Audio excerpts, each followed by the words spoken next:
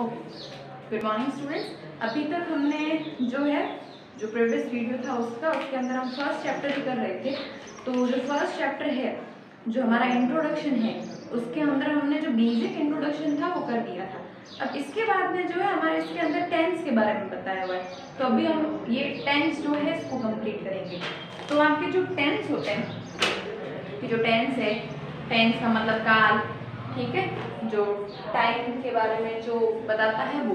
तो टेंस जो है वो कितने टाइप के होते हैं? मेनली टेंस 3 टाइप्स के होंगे, ठीक है। मेनली टेंस कितने टाइप्स के होंगे? 3 टाइप्स के होंगे।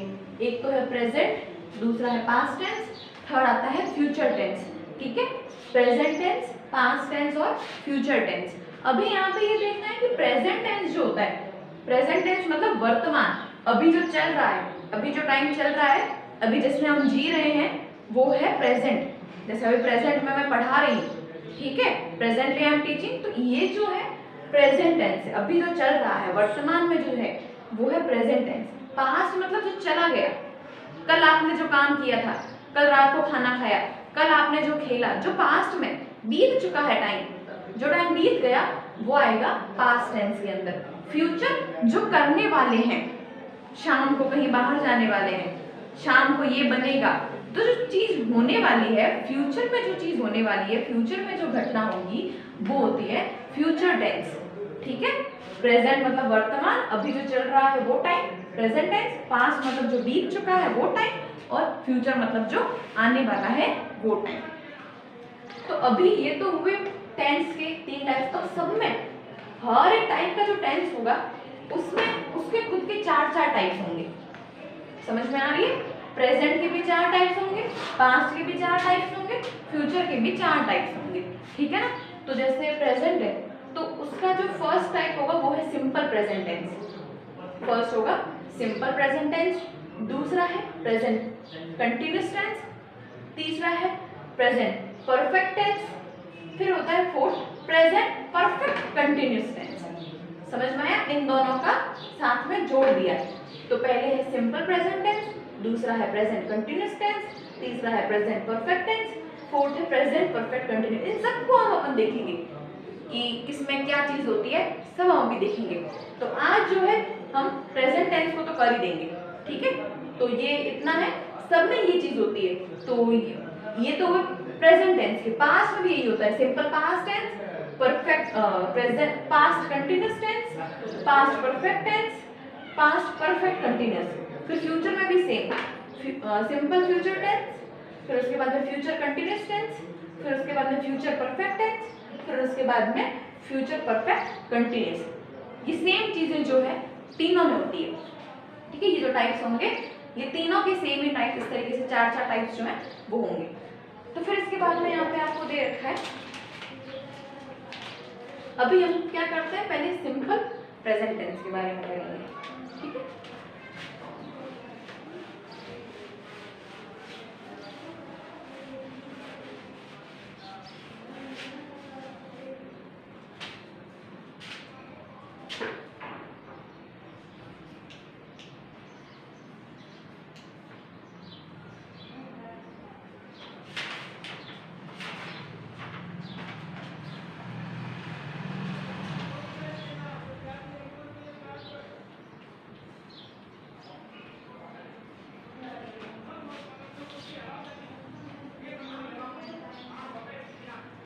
Simple present tense. Simple present tense का जो सेंटेंस होता है वो हमें कैसे बनाना होता है, ठीक है।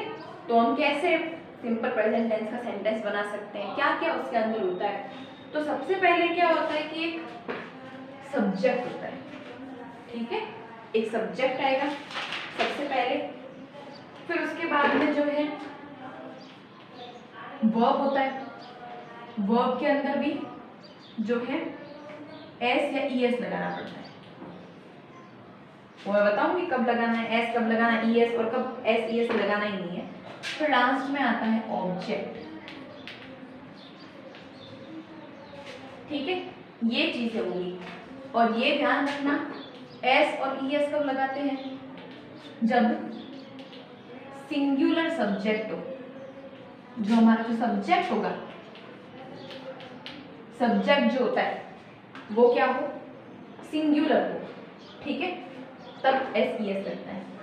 और ई एस जो है वो भी कब लगता है, तो वो भी आपको बता दूं, जब वर्ब के लास्ट में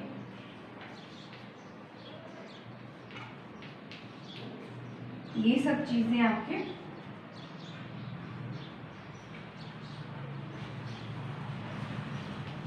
देखी हो।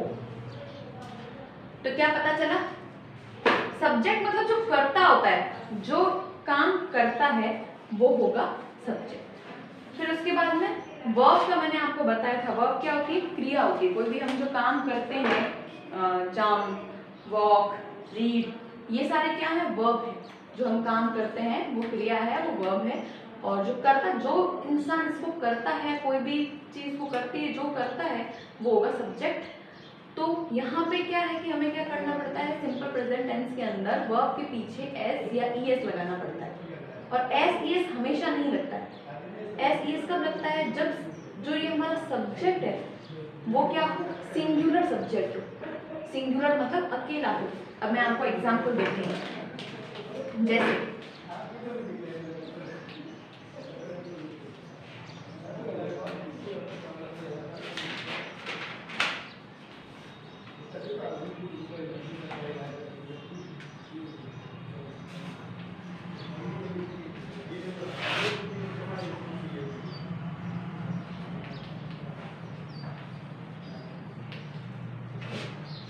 अब यहाँ पे ये मोहन क्या है, मोहन लर्न्स हीज लेसन। जैसे आपको बता दें, जो काम कर रहा होता है, जो भी कोई इंसान हो, भले चीज हो या भले कोई भी एनिमल, कोई भी काम कर रहा है तो वो कौन होता है, ये सब्जेक्ट होता है। तो इसमें हमारा सब्जेक्ट कौन है, मोहन। समझ में आया, सब्जेक्ट मोहन। फिर हमने वर्ब लगाना पड़ता है, वर्ब के पीछे एस या ई एस लगाना पड़ता है। वर्ब मतलब क्रिया, कोई भी काम किया जाए, क्रिया। तो ये लर्न्स, लर्न्स मतलब सीखना वगैरह, ठीक है। तो ये हमारा क्या क्रिया है, तो हमने लगा दिया, लर्न के पीछे हमने क्या लगाया, एस लगाया है। देखो लर्न के पीछे हमने क्या लगाया है, एस लगाया है, लर्न्स। और ये हीज लेसन, वो जो जिस चीज पे कर रहा है वो है ऑब्जेक्ट, हीज लेसन। तो यहाँ पे देखो, मोहन क्या है, एक इंसान है, एक इंसान है ना। जब सब्जेक्ट एक होता है, एक सब्जेक्ट हो, तो हमें एस या ई एस वर्ब के पीछे लगाना था। तो हमने वर्ब के पीछे एस या ई एस लगा दिया, क्योंकि हमारा सब्जेक्ट क्या था, एक ही था। समझ में आ रही है बात, कहना क्या चाहती हूँ कि जब सब्जेक्ट जो है सिंगुलर हो, एक अकेला ही हो, मोहन एक अकेला इंसान है, एक इंसान का ही नाम मोहन होता है, ठीक है। तो एक अकेला मोहन की बात हो रही है। जब अकेला मोहन है तो उसके वर्ब के पीछे हम लगाएंगे एस या ई एस, ठीक है ना। तो अब बात उठती है कि इसके पीछे हमने एस ही क्यों लगाया, ई एस क्यों नहीं लगाया। तो जैसे हमको यहाँ पे लास्ट वाला जो अल्फाबेट होता है ना, वो देखना पड़ता है। वर्ब के लास्ट अल्फाबेट अगर एस हो, ई एस हो, एस एच हो, एस एच सी एच हो, और ओ और एक्स हो, इनमें से अगर कोई भी होगा तो ही हमें ई एस लगाना है, अदरवाइज ई एस नहीं लगाना है। तो एन था, एन तो इनमें से कोई है ही नहीं, तो हमने सिर्फ एस लगाया है। समझ में आ गई बात। तो इस तरीके है, मोहन लर्न्स हिज लेसन्स। यहाँ तक ये हो चुका है, ठीक है। ये होता है सिंपल प्रेजेंट टेंस के अंदर। सिंपल प्रेजेंट टेंस का ये फॉर्मेट है। अभी अब आपको एक एग्जांपल दिया ना, तो आपको समझ में आया होगा कि सबसे पहले लिखना होता है सब्जेक्ट। सब्जेक्ट यहाँ पे मोहन की जगह ही, शी, इट, और दूसरा कोई नाम ले सकते हैं, सुनीता, गीता, मतलब दूसरा भी नाम ले सकते हैं, जो भी इसको करता है, जो करता होगा वो। तो ये हो गया सब्जेक्ट। फिर उसके बाद में हमें लगाना पड़ता है वर्ब, क्रिया लगानी पड़ती है। वर्ब के पीछे अगर सिंगुलर सब्जेक्ट होता है, सब्जेक्ट अगर एक ही हो, सिंगुलर हो, तो सिर्फ है कि हमें एस और ई एस लगाना है, अदरवाइज नहीं लगाना है। फिर उसके बाद में हमें लिख देना होता है ऑब्जेक्ट, ठीक है। तो यहाँ पे ये चीज होती है। मैंने आपको बता दिया एस और ई एस कब लगाना है, जब सिंगुलर सब्जेक्ट होगी, और एस कब लगाना होता है और ई एस कब लगाना। ई एस मैंने आपको बता दिया, अगर ये वर्ड्स होंगे तो ई एस लगाना है, वरना फिर सिर्फ एस ही लगाना है। एक और हम एग्जांपल ले लेते हैं, प्लूरल वाला।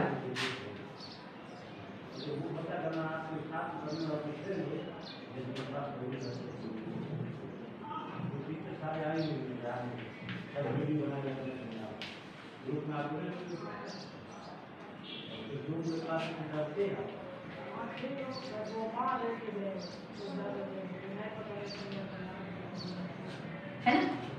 तो यहाँ पे देखो we go to school in the morning, ठीक है। मतलब यहाँ पे क्या कहने का मतलब है, वी मतलब हम, वी का मतलब क्या होता है हम में कौन आता है, बहुत सारे लोग आ जाते हैं, ठीक है। वी के मतलब हम में बहुत सारे लोग आएंगे, एक अकेला इंसान तो आएगा नहीं, वी मतलब हम, बहुत सारे लोग, ठीक है। तो ये वी हमारा सब्जेक्ट हमने लिख दिया वी, ठीक है, वी लिख दिया है। फिर इसके बाद में आता है वर्ब, तो हम लेंगे वर्ब गो, मतलब जा रहे हैं, वर्ब हमने ले लिया। लेकिन यहाँ पे ये चीज ध्यान में रखने वाली थी, अगर सब्जेक्ट सिंगुलर हो तो एस लगाना है, सब्जेक्ट सिंगुलर ना हो तो एस नहीं लगाएंगे। तो हमने इसमें नहीं लगाया क्योंकि वी क्या है, सिंगुलर नहीं है, वी में एक अकेला इंसान नहीं होता, वी में ज्यादा लोग आ गए। तो हमने क्या किया, इसके पीछे एस नहीं लगाया। समझ में आ गया। उसके पीछे है object, we go to school in the morning, easy है ना। बस ध्यान इतना ही रखना है कि ये फॉर्मेट होगा, सब्जेक्ट आएगा, उसके पीछे वर्ब, उसके पीछे एस या ES कुछ लगाना है प्लस ऑब्जेक्ट। और दूसरी चीज इसके अंदर ध्यान यही रखनी है, एस ES सिर्फ कब लगाना है, जब सब्जेक्ट सिंगुलर हो, नहीं तो नहीं लगाना है। सब्जेक्ट सिर्फ सिंगुलर एक अकेले बारे में बात हो रही होगी तो ही एस को लगाना है, वरना नहीं लगाना। और ये भी मैंने आपको बता दिया कि ES कब लगेगा, जब S ES SH CH OX हो तो ही उसके पीछे लगाना है, वरना नहीं लगाना है, सिर्फ एस ही लगाना है। समझ में आ गया है, ये इस तरीके से है, ठीक है। ये हो गया है हमारे simple present tense.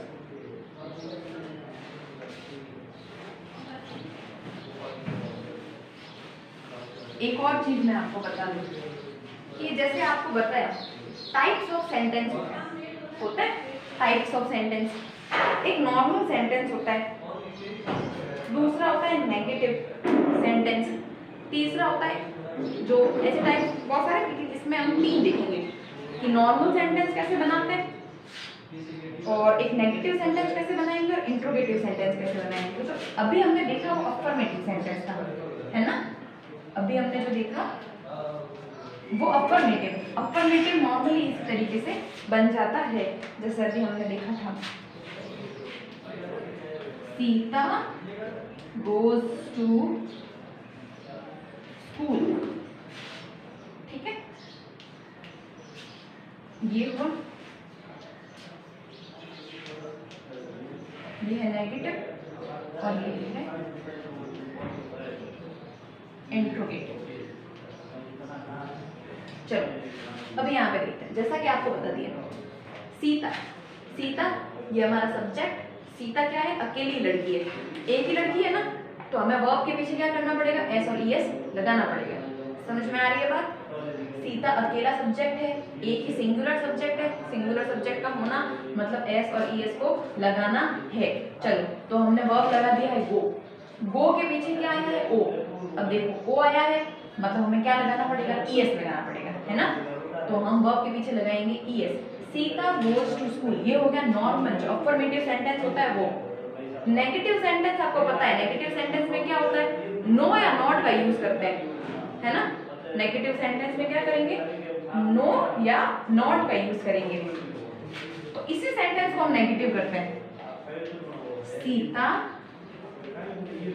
Does not go to school, है ना।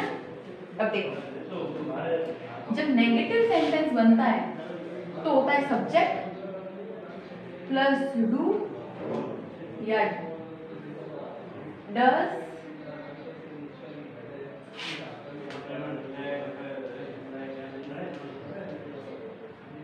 प्लस वर्ब का फर्स्ट फॉर्म प्लस ऑब्जेक्ट, इस तरीके से होता है, ठीक है। तो ये जैसे सीता, अब देखो डज नॉट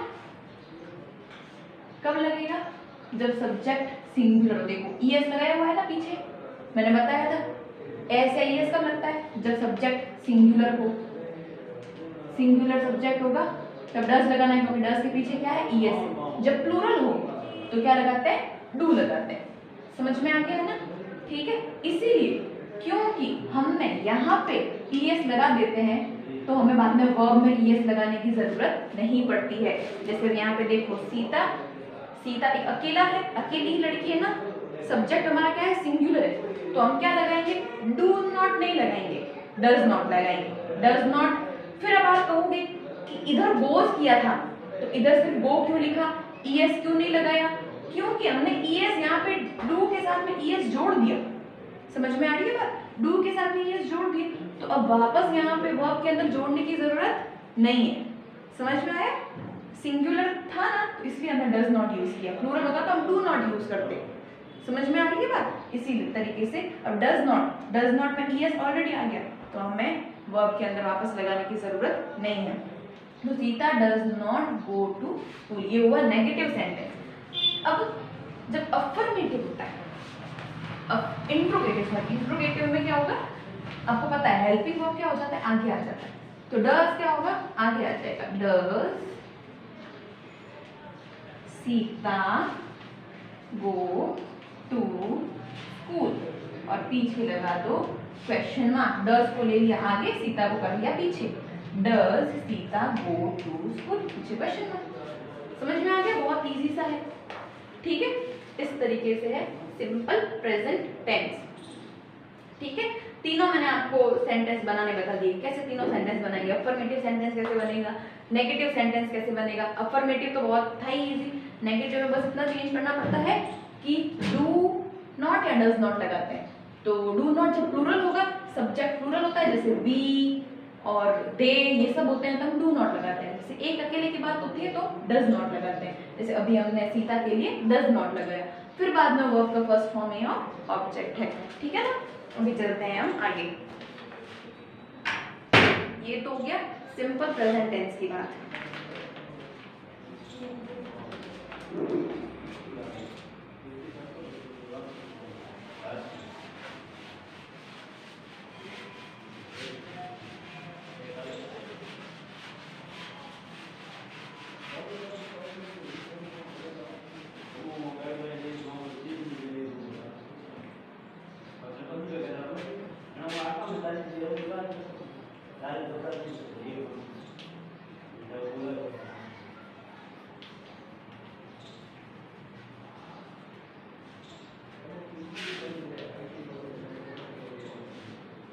अभी आगे प्रेजेंट कंटिन्यूअस टेंस है ना, प्रेजेंट कंटिन्यूअस टेंस।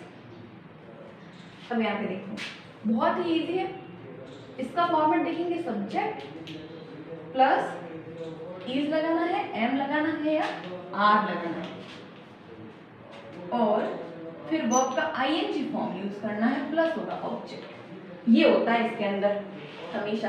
देखो सब्जेक्ट होगा, फिर ये जो हेल्पिंग वर्ब्स होते हैं, हेल्पिंग वर्ब कौन सा यूज करेंगे, इज, एम या आर यूज करेंगे, क्योंकि ये तीनों किसके हैं, प्रेजेंट टेंस के हेल्पिंग वर्ब है। ये तीनों प्रेजेंट के बारे में बताते हैं, इज भी प्रेजेंट के बारे में बताएगा, एम भी प्रेजेंट के बारे में बताएगा, आर भी प्रेजेंट के बारे में बताएंगे। ये प्रेजेंट के ही हेल्पिंग वर्ब्स हैं, ठीक है। तो सब्जेक्ट, उसके बाद में इज, एम, आर लगाना है, वर्ब का आईएनजी फॉर्म लगाना है, और फिर लास्ट में होता है ऑब्जेक्ट। इसमें भी आपको तीनों टाइप्स के मैं जो है बताऊंगी यूज करने। अफर्मेटिव सेंटेंस देख लेते हैं जो नॉर्मल होता है। अफर्मेटिव तो देखो जैसे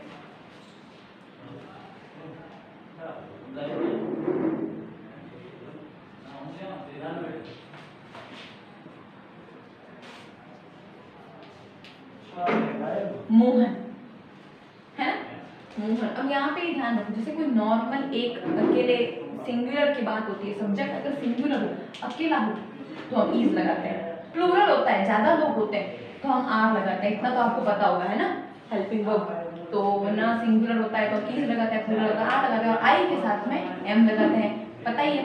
तो मोहन के साथ में हमें क्या लगाना पड़ेगा, इन तीनों में से आपकी चॉइस है ना, आपको ढूंढना है कि इन तीनों में से मोहन के साथ में क्या लगेगा, तो मोहन के साथ में इज लगेगा, है ना।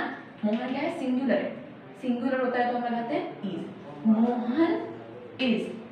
अब वर्ब का लगाना है आईएनजी फॉर्म, वर्ब का आईएनजी फॉर्म मतलब जैसे राइट है तो राइटिंग, वर्ब के पीछे क्या लगाते हैं? आईएनजी, राइटिंग और लेटर। हो गया, है ना, easy. Subject plus is, am, are में से कुछ भी लगा दो, वर्ब का आईएनजी फॉर्म लगा दो और ऑब्जेक्ट। इसी जगह पे अगर आई लगाते हैं, आई के साथ में क्या आएगा? एम आएगा। I am writing a letter. अगर आई नहीं प्लूरल हो जाए, जैसे वी हो जाए, तो वी के साथ में क्या लगेगा? प्लूरल है तो आर लगेगा। We are writing a letter. Easy. बस। फिर इसके बाद में जो है आपके, ये तो हो गए अफर्मेटिव की बात। फिर इसके बाद में अगर आपके हो जाता है नेगेटिव सेंटेंस,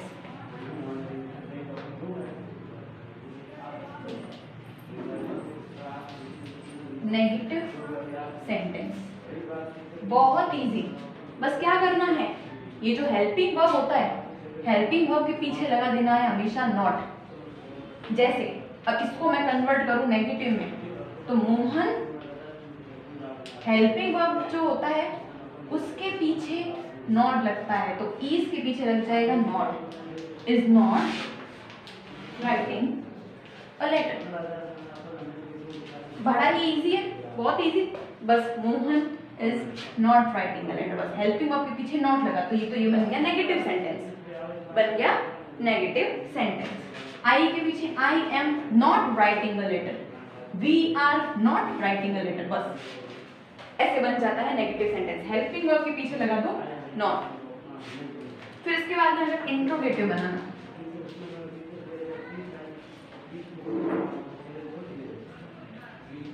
इंट्रोगेटिव बनाना हो तो बता दिया आपको, जो हेल्पिंग वर्ब होता है वो क्या आ जाता है? आगे आ जाता है। इज आगे आ जाएगा, मोहन पीछे चला जाएगा। इज मोहन राइटिंग लेटर, क्या मोहन लेटर लिख रहा है? बस इज आगे, मोहन पीछे, बाकी सब सेम ही है। समझ में आ रहा है? ऐसे बनता है इंट्रोगेटिव। और लास्ट में लगाना पड़ता है क्वेश्चन मार्क। जैसे इसमें बनाओ तो एम आ जाएगा, आई पीछे चला जाएगा। Am I writing the letter, पीछे क्वेश्चन मार्क। इसमें बनाना हो तो आर आगे आ जाएगा, वी पीछे चला जाएगा। Are we writing the letter, पीछे क्वेश्चन मार्क। इस तरीके से हो जाता है हमारा प्रेजेंट कंटीन्यूअस टेंस। समझ में आ रही? इसके बाद में हम देखते हैं प्रेजेंट परफेक्ट टेंस।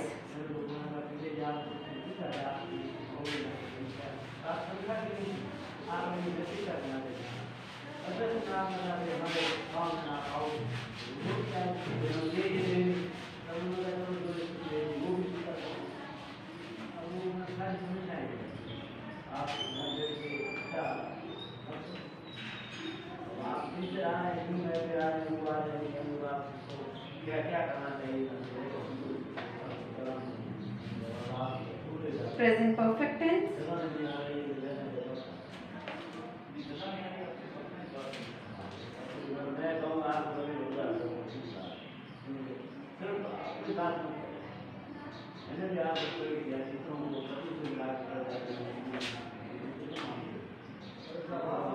इसका जो फॉर्म होगा वो है पहले सब्जेक्ट, फिर प्लस हैज लगता है या हैव लगता है, प्लस वर्ब का थर्ड फॉर्म लगता है। याद रखना, वर्ब का थर्ड फॉर्म लगता है, प्लस होगा फिर लास्ट में ऑब्जेक्ट।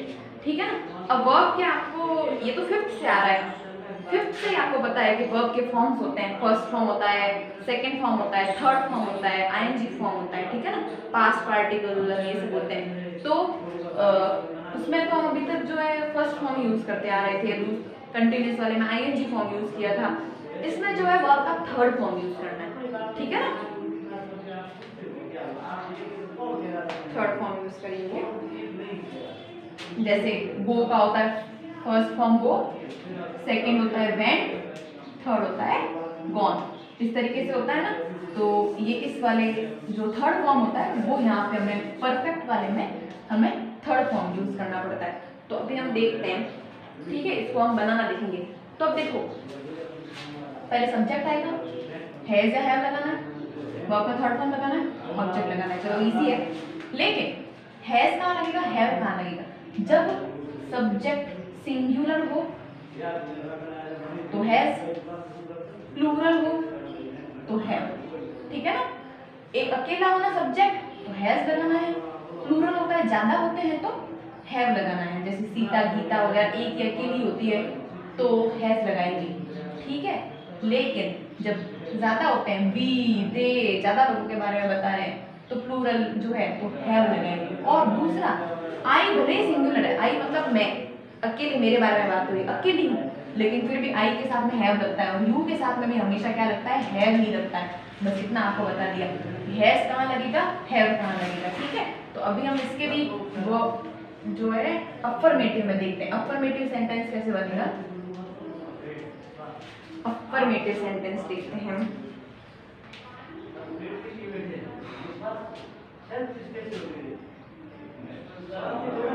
राम, राम, राम क्या है, अकेला इंसान है, एक ही इंसान राम है। राम के लिए क्या यूज करेंगे, हैज यूज करेंगे, है ना? सिंगुलर के लिए क्या करते हैं, हैज, राम हैज। फिर वर्ब का थर्ड फॉर्म हुआ गॉन, है ना? Ram has gone to school, ये हुआ, ठीक है? फिर जैसे अगर हम कोई प्लूरल ले लें तो जैसे आई ले लो, मैंने बताया आई के साथ में क्या आएगा, हैव आएगा, आई के साथ में लगाएंगे हैव, फिर भले वो सेम ही है, I have gone to school, है ना? आई के साथ, आई के जगह पे भले यू लगा लिया होता, you have gone to school, भले वी लगा लिया होता, we have gone to school, है ना? प्लूरल के लिए हम वैसे ही हैव लगाते हैं, प्लूरल के लिए यू के लिए, आई के लिए हैव लगाते हैं, गॉन टू स्कूल। ये तो हुआ अफर्मेटिव सेंटेंस। अब अगर इसको नेगेटिव करना हो, नेगेटिव करना हो तो मैंने आपको बताया, नेगेटिव करने के लिए हमेशा हेल्पिंग वर्ब के पीछे नॉट लगा दो।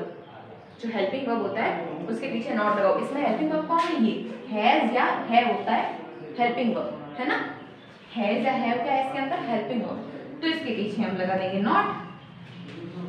Ram has not gone to school, है ना? इसको बनाना होता तो I have not gone to school, we have not gone to school, you have not gone to school. बस जो हेल्पिंग वर्ब जो होता है ना उसके पीछे नेगेटिव जब भी बनाना हो तो हेल्पिंग वर्ब के पीछे ही नॉट लगाते हैं, याद रखना। फिर इसके बाद में है interrogative.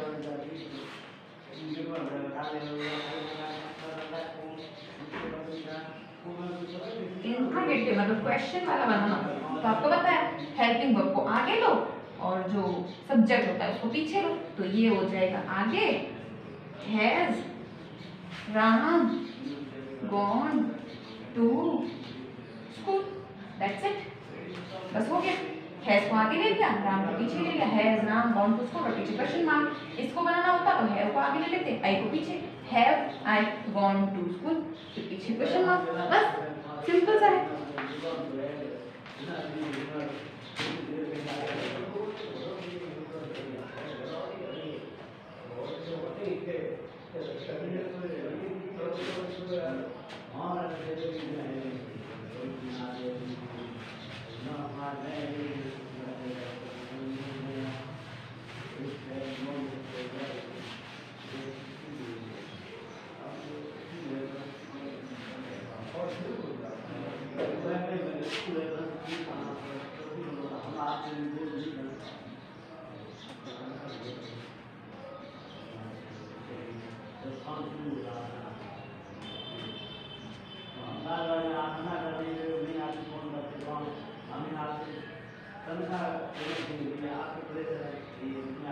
Present perfect continuous tense, चलो प्रेजेंट परफेक्ट कंटिन्यूअस टेंस है तो इसके अंदर है जो फॉर्मेट होगा वो सबसे पहले आता है सब्जेक्ट, सब्जेक्ट, फिर उसके बाद में आता है हैज या हैव। तो मैंने आपको बताया हैज कहाँ पे आता है, हैव कहाँ पे आता है, आपको ऑलरेडी बता चुकी हूँ, है ना? तो वही चीज इसमें भी एप्लीकेबल होगी। फिर इसमें प्लस बाद में लगाते हैं बीन, हैज और हैव के साथ में क्या लगाते हैं, बीन लगाते हैं, हैज बीन या हैव बीन लगाएंगे। फिर इसके बाद में प्लस वर्ब का आता है आईएनजी फॉर्म, याद रखना, थर्ड फॉर्म नहीं आएगा। क्या आएगा? वर्ब का ING form, writing, playing, going, ये सब। प्लस ऑब्जेक्ट होता है, फिर एक और चीज आती है, या तो फॉर लगाते हैं या सिंस लगाएंगे। इन दोनों में से भी कोई एक वर्ड यूज करना है, ऑब्जेक्ट के बाद फॉर या सिंस यूज करना है, फिर लास्ट में टाइम बताना है, याद रखना। ये होता है इसका। जैसे आपको एग्जांपल दे दूं,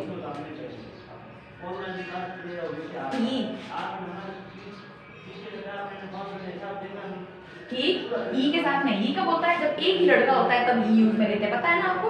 एक ही लड़का अगर हो, लड़की होती है तो शी लेते हैं, लड़का होता है तो ही लेते हैं। एक ही लड़का हो तो ही आता है, तो ही हो गया। ही के साथ में क्या लगाएंगे? हैज, सिंगुलर है ना, तो हैज लगाएंगे। ही हैज बीन रीडिंग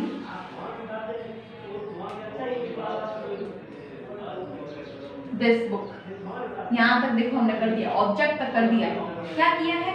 ही, फिर हैज, फिर बीन लगा दिया, वर्ब का आईएनजी फॉर्म लगा दिया, फिर दिस बुक ऑब्जेक्ट हो गया।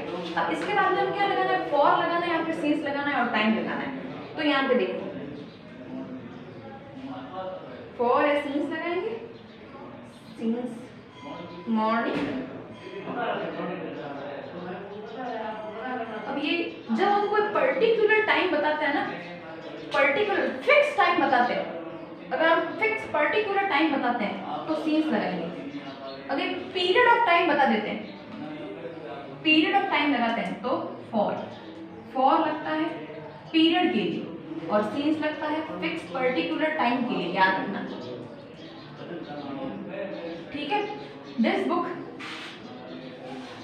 सिंस मॉर्निंग, तो यहाँ पे मैंने क्या फिक्स टाइम बताया कि मैं मॉर्निंग में पढ़ रही थी, ठीक है। मॉर्निंग तो क्या लगाया? सिंस। पर्टिकुलर कोई टाइम बता देते हैं तो मॉर्निंग, लेकिन पीरियड ऑफ टाइम बताया होता, पीरियड ऑफ टाइम बताया होता तो क्या करना पड़ता कि फॉर लगाते, जैसे for many days, for many days, बहुत दिनों तक जो है वो ये मैं चला रही, बहुत दिनों तक की बात हो रही। पीरियड ऑफ टाइम हो गया, पीरियड ऑफ टाइम मतलब जिसमें एक अंतराल से लेकर दूसरे अंतराल तक टाइम चलता है ना।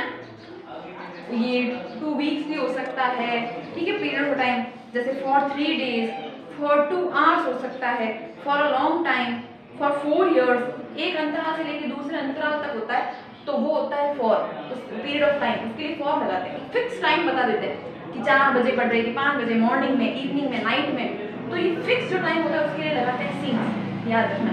तो हमने पहले सिंस मॉर्निंग यूज किया था, तो मॉर्निंग के लिए हमने सिंस यूज किया, पर्टिकुलर टाइम है इसलिए। जब पीरियड ऑफ टाइम होता है तब हम फॉर यूज करते हैं। चलो, इस तरीके से ये होता है आपके।